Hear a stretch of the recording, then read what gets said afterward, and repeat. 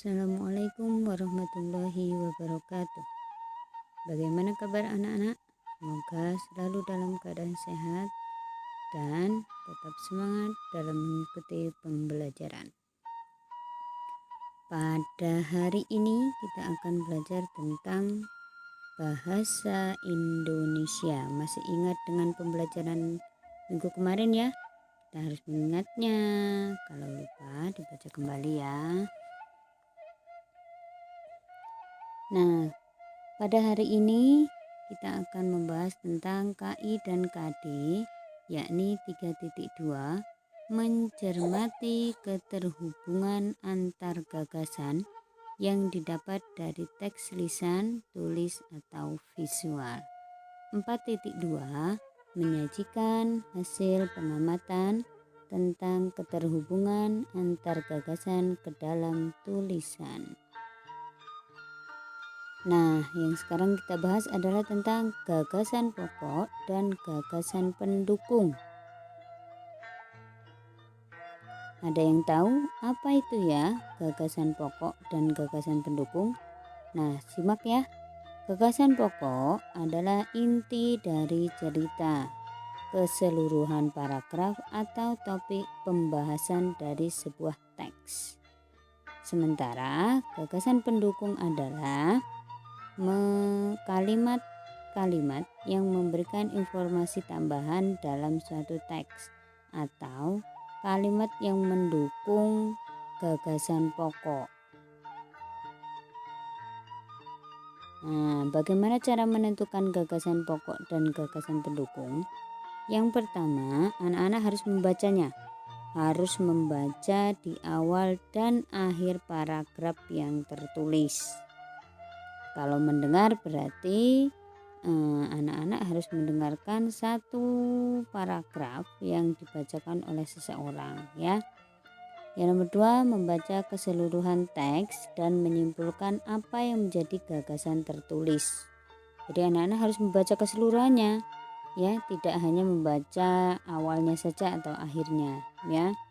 Yang ketiga atau cara yang ketiga adalah mencari kalimat utama dan kalimat pendukung terlebih dahulu, lalu menyimpulkan menjadi gagasan pokok dan gagasan pendukung.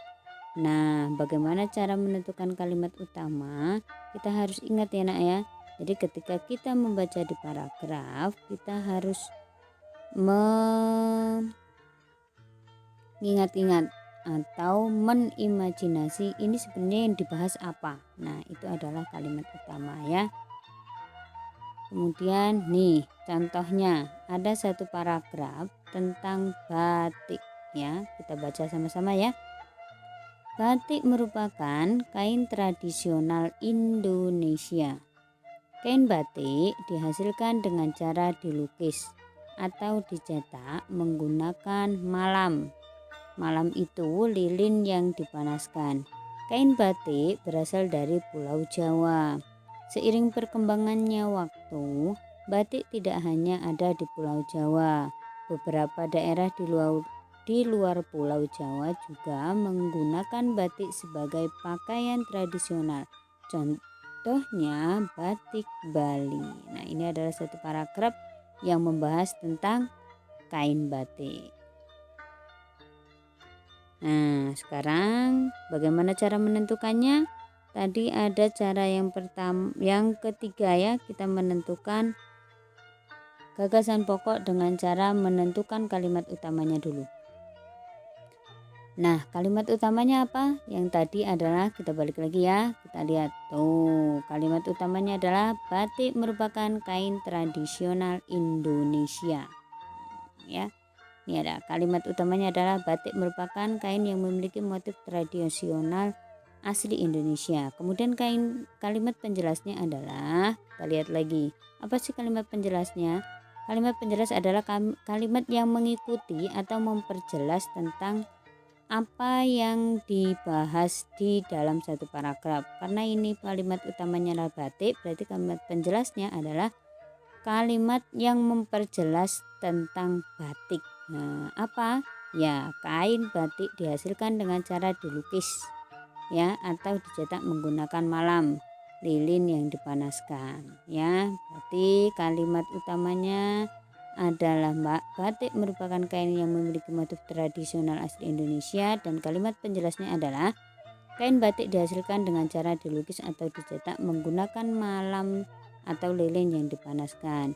Kain batik berasal dari Pulau Jawa. Kain batik tidak hanya ada di Pulau Jawa, beberapa daerah di luar Pulau Jawa juga merupakan batik sebagai pakaian tradisional, contohnya batik Bali. Nah, ini adalah kita menentukan kalimat utamanya dulu ya.